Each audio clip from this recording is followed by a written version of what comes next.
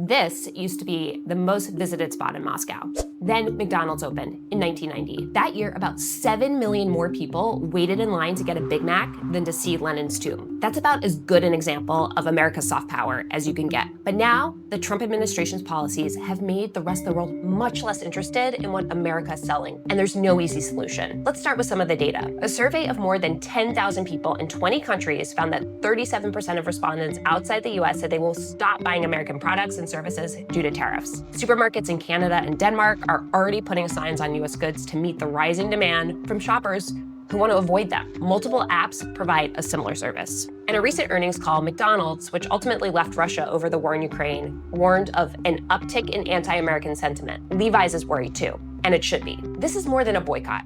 Those tend to fizzle and rarely have a big impact. Economists at the European Central Bank have even forecasted that this could be a long-term structural shift away from US brands. And their research found that European consumers are thinking twice about buying American because of an emotional preference, not financial reasons related to price hikes.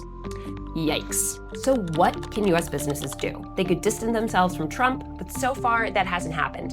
CEOs are too afraid of retribution. A better solution might be for companies to channel their inner Walmart. Even in Canada, where anti-American sentiment is among the strongest, Walmart is one of the fastest growing retailers. That's because it behaves less like a US brand that sells based on national identity and more like a multinational brand that caters to individual markets. In Mexico, for example, Walmart has been part of an initiative to hire citizens deported from the US. Up until now, coasting on America's global reputation has worked for companies. But as US credibility comes into question, more companies will have to find new ways to win the hearts and minds of their consumers on their own.